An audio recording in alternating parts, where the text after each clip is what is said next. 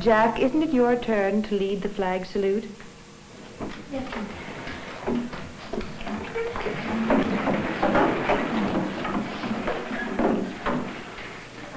Allegiance to the flag of the United States of America and to the republic for which it stands, one nation, under God, indivisible, with liberty and justice for all.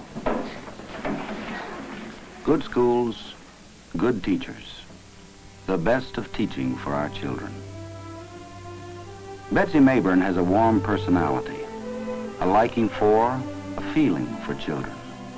But to become a good teacher, she had to have something more, much more. In the course of the school day, Betsy Mayburn has 5 classes, 136 students. How is she able to work with them, answer questions, listen alertly, keep the whole class thinking, cover the necessary subject matter, deal with interruptions, and give special thought to dozens of problems? How did Betsy Mayburn acquire an understanding of children and how they learn? A knowledge of how to help different children in different ways, day after day helping them grow. Good teachers don't just happen. Like other highly skilled professions, good teaching demands professional preparation. How did Betsy Mayburn become a good teacher? In America, there are more than 1,200 authorized universities and colleges for teacher education.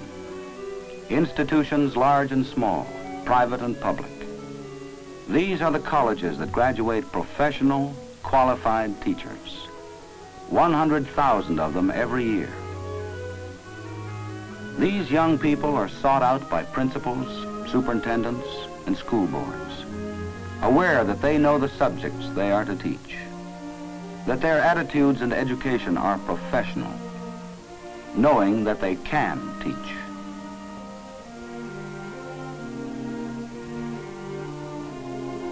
How do these young people become good teachers, accepting the responsibilities of their profession, maintaining and raising the standards and quality of teaching wherever they teach?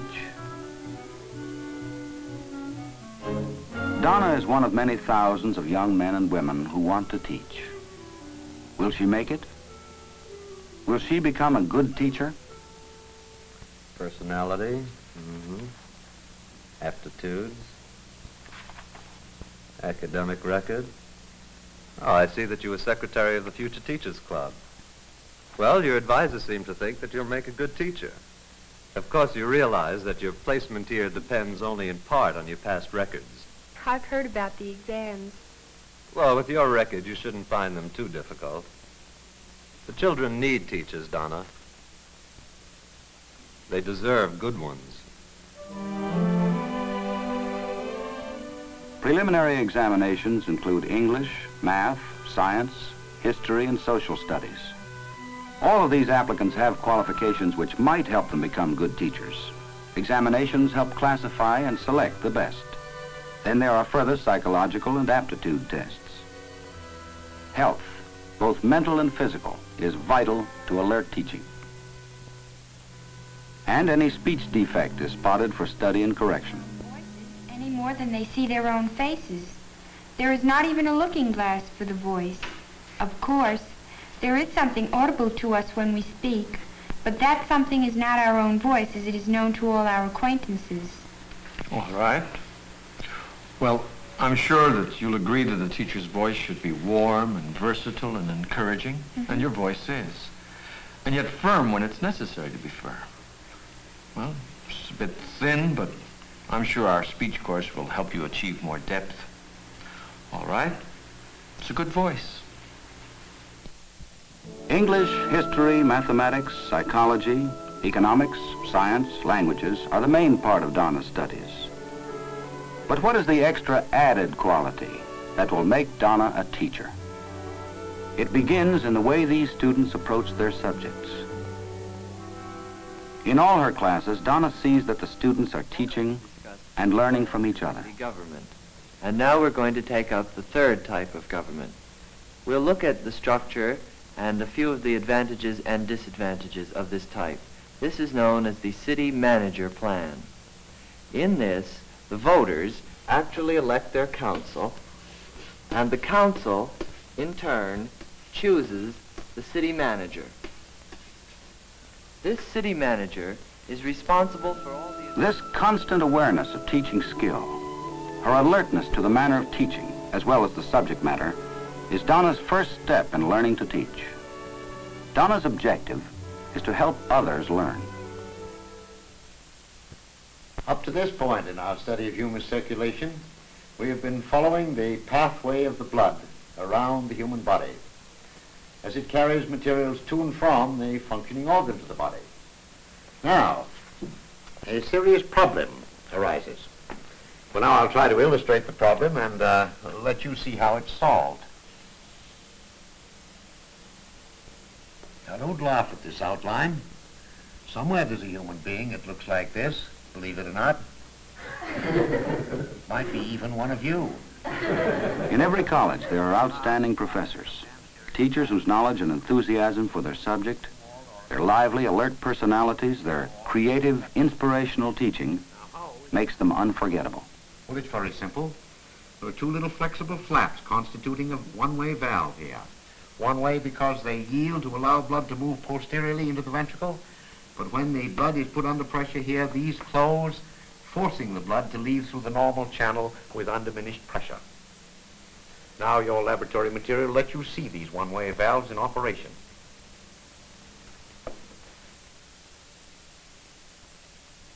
Something the matter? I can't see it. Oh, well, it's see now. The light's all right. You've forgotten to close down your diaphragm with a highly transparent object. Now look. Now remember what we're looking for. The heart is longitudinal with... The courses Donna is taking give her a broad and thorough background in subject matter and special knowledge and competence in her chosen field of science. But a teacher must know more. No two individuals are exactly alike, not even identical twins. These individual differences help us to understand why children in a family with the same father and mother may react differently to guidance. One child to one method, a brother or sister to another method. Such knowledge and understanding will help Donna understand individual children, their characteristic patterns of growth, the basic dynamics of how they learn. In a carefully selected and controlled situation in a real school, guided but unobtrusive observation sessions give the students their first real view into the marvels of planned and purposeful teaching, of the interaction between student and teacher. Now we're going to study what are some of the things that are present in air. What is air? Here's Jimmy, 13, a squirmer, growing so fast he doesn't quite know what to do with his arms and legs. Can you tell us, Jimmy? Nitrogen, oxygen, and carbon dioxide. Once he would have been a bad boy for not sitting still. But now we know better. Jimmy is a growing boy, and a teacher can help him learn as he grows.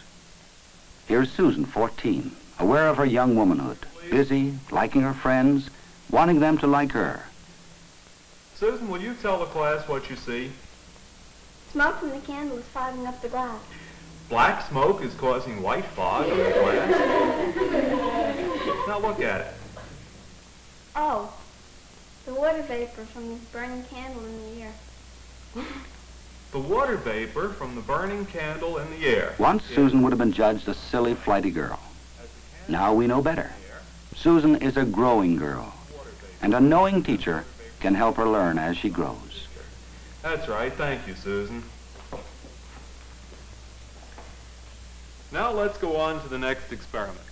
There is a pattern in Mr. Allen's class. He has planned it carefully, but it seems so easy and casual that no one notices. He has just begun another demonstration when... Oh, I'm afraid we won't be able to complete this one today. Poor planning on Mr. Allen's part? Of course not. Even the student observers are involved. They want to come back tomorrow and see what was about to happen when the bell cut him off.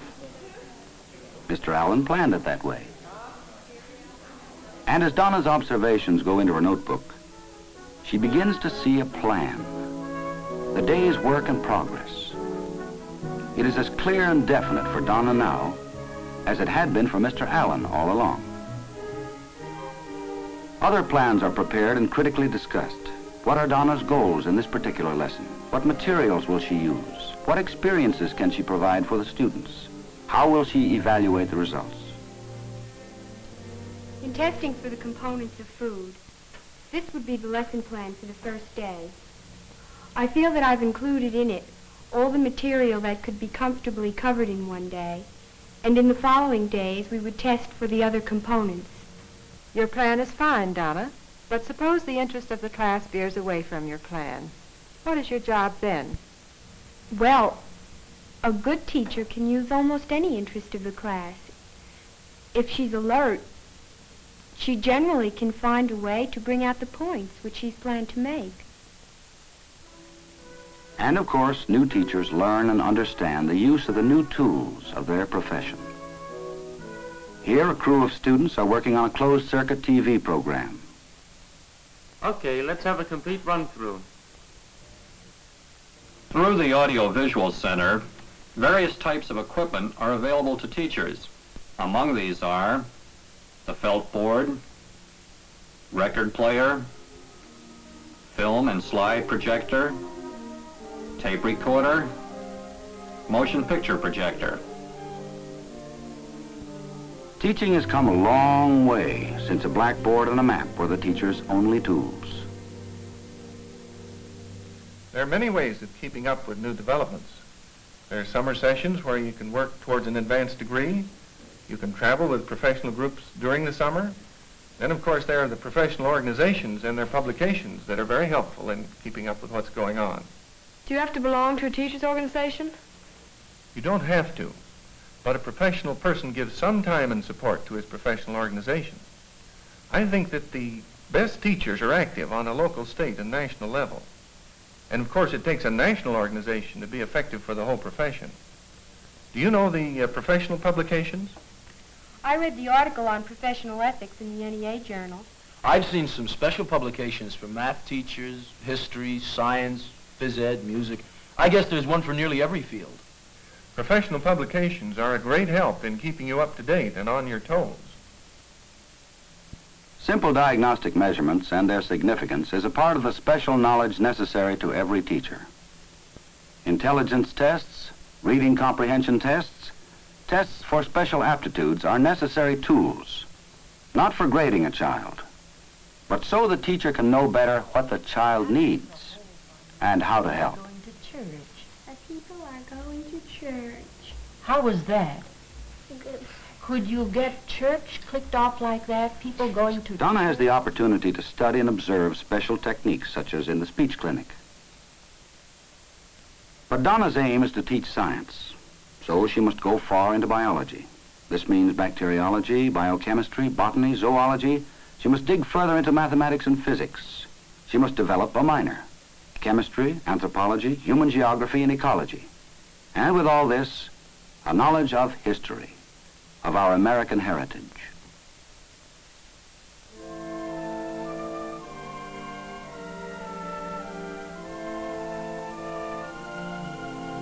All young teachers look forward to actually working with children. Donna's first real chance comes with a science class field trip at a school camp, where students see and touch the many things they study. This is Timmy. Does anybody know what kind of animal he is? It's a raccoon. He's like a coonskin cat. You can pet him if you want to. Well, he's... Timmy's a very young raccoon. When he gets older, he won't be as gentle, and he might bite or scratch you. Can I hold him? Sure, if you want to, but hold him gently. And don't make any quick movements that might scare him. Oh, that's cute.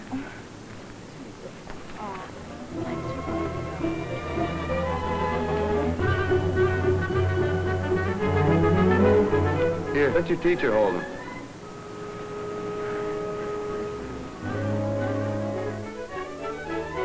Donna had to be brave about that raccoon. If she'd seemed afraid, how many of them might have become more timid and afraid of animals? Donna knows a good teacher tries not to pass on her own fears and prejudices to children. In every good college, the library is a major center of learning. Donna uses it with easy familiarity as one focal point of her college life. And of course, there are other phases, equally important.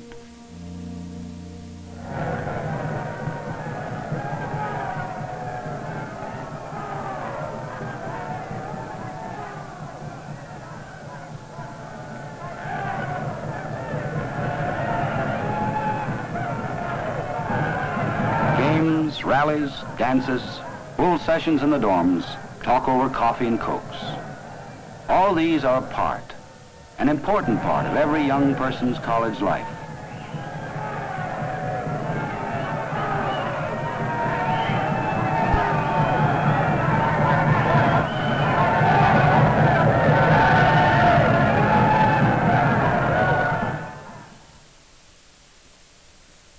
I can't help but notice that as seniors, you all seem pretty confident of yourselves. Well, as a matter of fact, you do understand more than you realize now a lot of the things which we've studied. But there's one big hurdle still ahead of you, your internship of student teaching. Without that, without successfully completing a period of real teaching, no one can be certified as a professional teacher. Well, you'll be working under careful supervision. As a matter of fact, you'll meet your supervising teachers when you visit the schools next week. They've been carefully selected. They know and understand what we're trying to do here at the college. They'll want to help you. So don't be afraid to ask questions. Find out about conditions in the community. Go to a meeting of the Teachers Association. And when you start to teach, be sure that your progress reports are kept up to date. Where are you going, Fran? I'm going to Rosedale, a big new consolidated school. I've got Springfield with only 200 kids. Well, keep your eyes open and your mouth shut and don't try anything new. I hear Eddie's going to teach some speech courses. Eddie! How do you feel about this practice teaching? Scared? Me? Of course not. I'm the girl that isn't afraid of anything. Remember the raccoon? I'm scared stiff.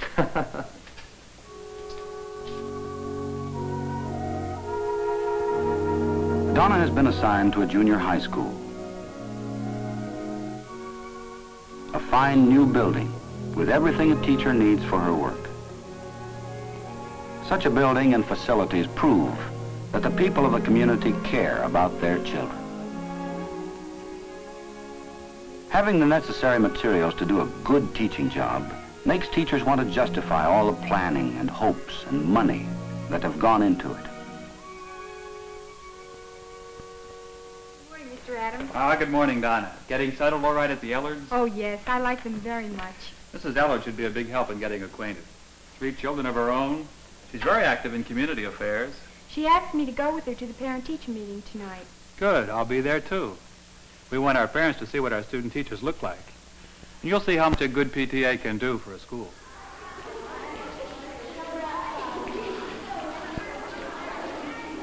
Here, you take this seating chart. It will help you to get to know the students. Just observe for a day or two. Get the feel of things. Then we'll get down to brass tacks.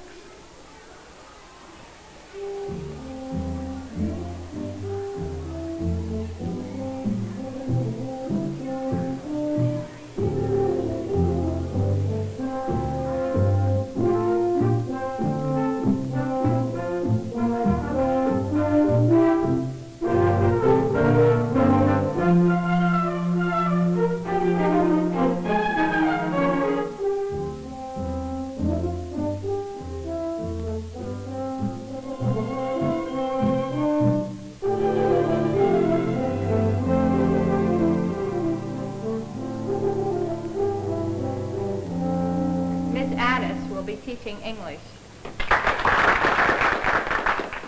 This is Miss Donna Morgan, who will be working with me in science.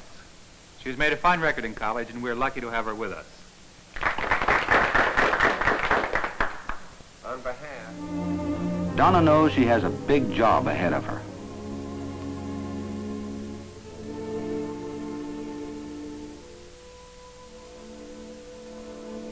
Can I do it? All those children, so straightforward and honest with their questions, counting on me to be fair and truthful and to know so many things. Can I earn their trust? Can I keep from favoring a bright one at the expense of others who are not so quick? Can I keep from taking out my own feelings on the one who is bound to be mischievous? Can I get them interested in science and keep them as interested as I am? Can I ever be a good teacher?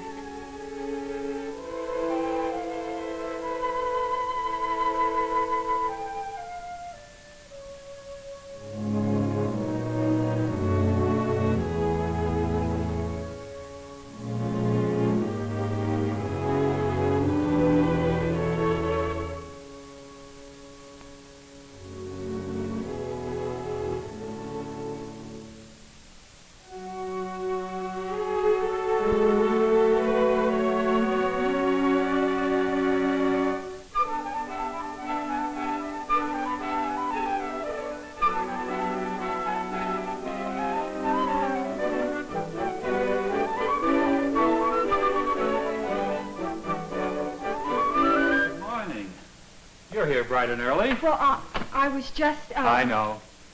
You're wondering if you'll ever be able to do it. I can still remember my own student teaching days, believe it or not.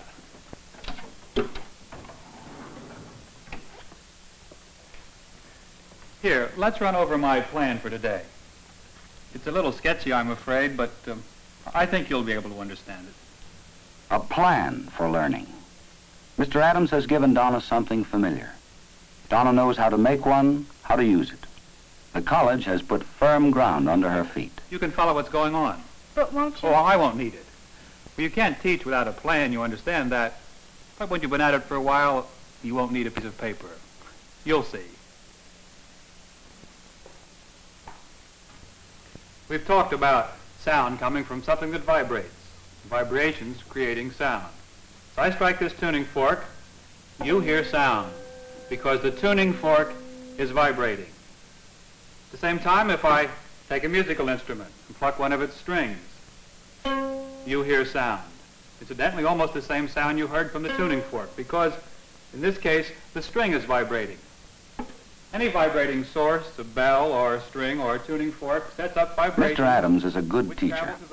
He keeps the class alive and sparkling.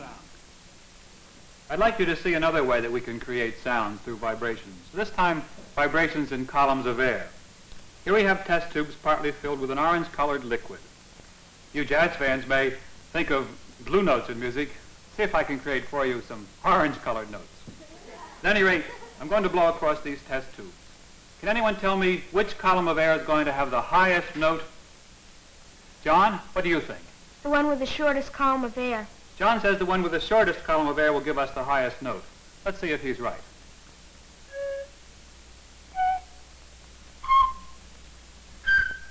He was right.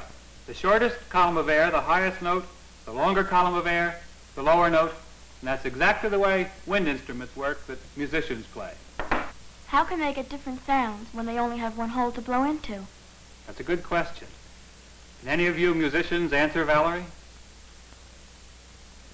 Well, with the clarinet, you have different keys to press to change the notes.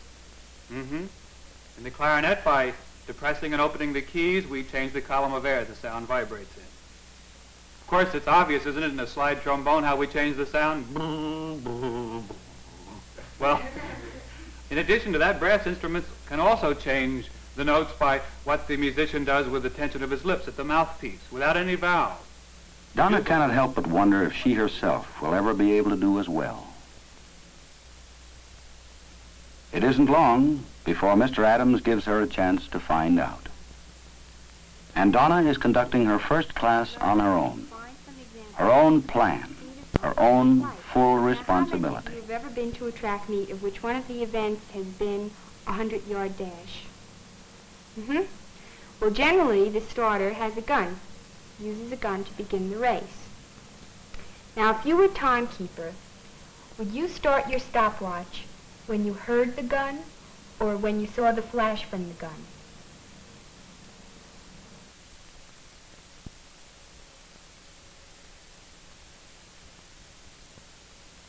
Kathy? When I saw the flash? That's right. But can you tell us why? Oh. Well, the runners are near the gun, but the timer is farther away, so it would take him longer to hear it. Can you state that another way and make it a bit clearer? Well, let's try another example from something you've all observed in your environment. Take, for instance, the thunderstorm. Suppose we have a flash of lightning up here. Having a good knowledge of her subject, a clear plan for the day's lesson, and most important of all, a sound understanding of how children learn. Donna is going to succeed as a teacher. Busy, giving happily of her strength and skill and understanding to new generations of children. She will be a professional, growing in her profession. For 100 years, men of great vision have worked, bringing to reality free public education for all. All knew that upon sound public education depended our whole concept of democracy. Free men, educated to govern ourselves. For 100 years and more, all the knowledge patiently gained by teachers, all their understanding of children and how they learn, all the efforts to improve the quality of their own teaching, have been gathered to create a constantly growing legacy in our colleges for teacher education. From these colleges, a continuing, replenishing force of new teachers goes out each year to the schools of America. For it is first as children that the opportunity for growth and learning is freely offered to every American. But even as our children grow and learn and are influenced by great men of history, they are being influenced even more deeply by other great Americans, thousands of professional teachers who are ever enriching our heritage, the heritage which is America.